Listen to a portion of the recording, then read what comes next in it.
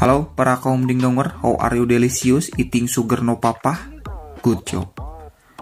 Oke cuy, kali ini saya akan menceritakan alur cerita dari film Korea yang berjudul Mutual Relationship tahun 2015. Film ini akan membuat Anda menjadi nyaman, enjoy, santuy, kalem, sehingga otak kita dapat mencerna film ini dengan mudah. Karena film ini menceritakan tentang 3 orang mahasiswi yang sangat cantik asoy geboy membahana, yang kuliah di jurusan seni lukis. Dan mereka bertiga saling bersaing untuk mendapatkan hati seorang pria. Oke, daripada penasaran, kita langsung saja ke ceritanya. Let's go!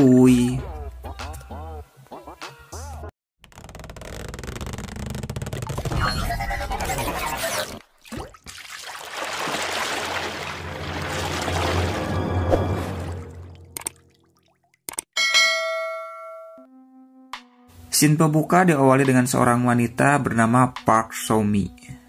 Aduh, si teteh ieu deui euy. Lalu datang temannya bernama Han Ye-seul dan satu lagi bernama Leji. Mereka bertiga akan pergi ke kampus dan film pun dimulai. Saat di kampus, mereka sedang menunggu seseorang sebagai model untuk mereka lukis. Sedangkan di sisi lain ada seorang pria bernama Bae-jun.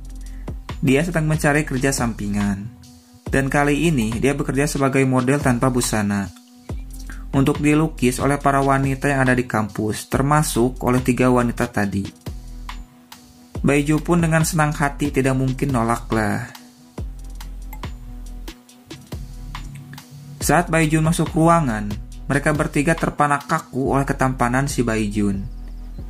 Dan pada saat mereka sedang melukis, Hanye dan So-mi malah memikirkan hal yang jorok tentang Bae-jun. So-mi lalu menggoda Bae-jun dengan sebuah pensil. Tapi bukannya tergoda, Bae-jun malah bilang, "Apa kamu lapar?" Iya, kasihan. Malam harinya, Leji pergi ke tempat galeri lukisan dan melihat salah satu lukisan dengan wajah yang sedih. Ternyata, lukisan ini adalah lukisan ibunya yang sudah meninggal. Saat akan pulang, Leji ditelepon oleh So-mi yang sudah menunggunya bersama dengan Hanye di bar. Tapi tiba-tiba dia melihat seorang pria bersama wanita. Ternyata pria itu adalah pacarnya Leji, bernama Kim Yong-jun.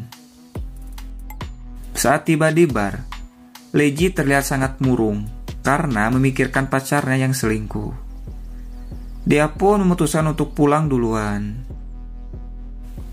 Dan tidak lama Leji pulang, ada seorang pria mengajak So-mi dan Hanye untuk minum bersama. Mereka berdua pun langsung mau. Di tempat lain, Kim yang sedang asik bercocok tanam ditelepon oleh Leji. Di sini Leji bilang bahwa dia ingin putus. Besok harinya, Leji lalu menemui Kim yang sedang berlatih tinju. Di sini Leji meminta Kim untuk menjelaskan semuanya. Tapi si Kim malah bilang bahwa semalam sangat menyenangkan sekali. Lalu mendorong Leji hingga terjatuh. Tidak lama Bae-jun datang bersama temannya bernama Park Jin-so. Bae-jun yang melihatnya berniat ingin membantu. Tapi justru Bae-jun malah dihajar hingga babak belur oleh si Kim.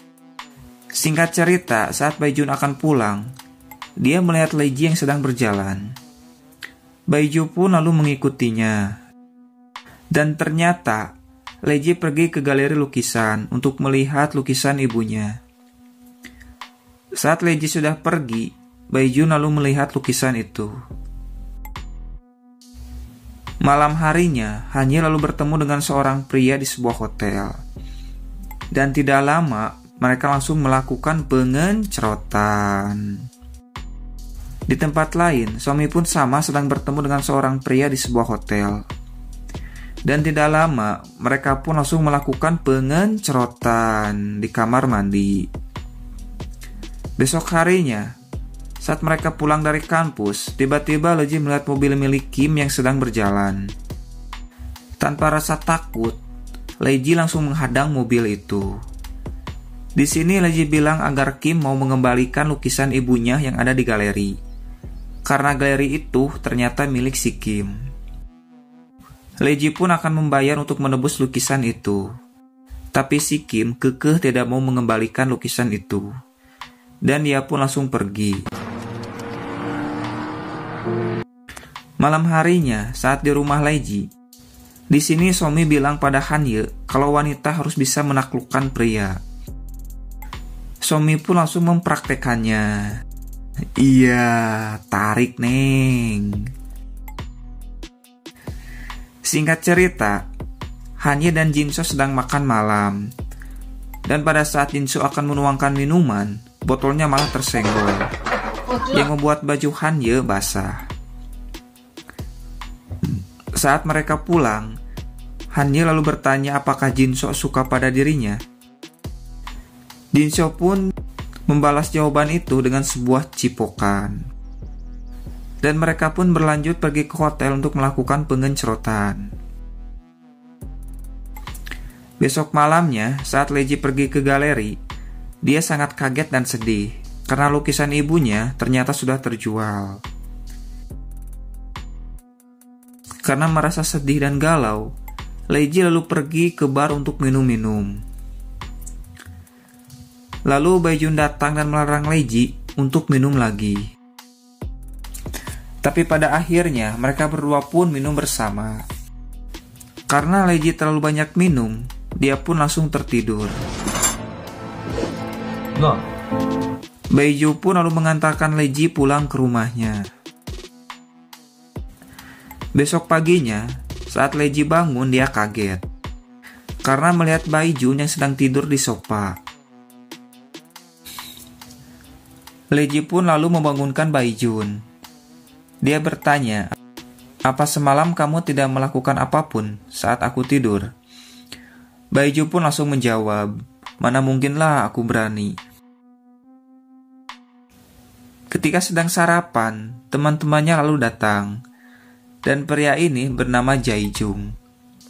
Di sini mereka menanyakan apakah semalam Baijun tidur di sini. Lalu Somi bertanya, "Apa semalam kalian sudah melakukan pok-pok?" Singkat cerita, mereka semua lalu pergi untuk berlibur.